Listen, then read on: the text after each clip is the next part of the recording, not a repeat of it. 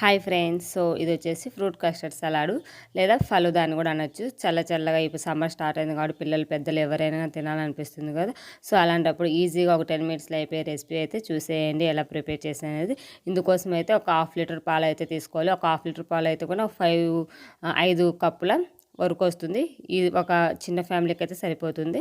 ఇంకా 1/2 లీటర్ పాలలో వాటర్ ఏమి యాడ్ చేయకుండా బాయిల్ చేసేసుకొని ఒక పొంగు రాజిన తర్వాత అందులోకి ఒక కొంచెము సేమియా యాడ్ చేయడం వల్ల ఫలూదా టైప్ వస్తుంది అనమాట. చాలా బాగుంటుంది టేస్ట్ అనేది.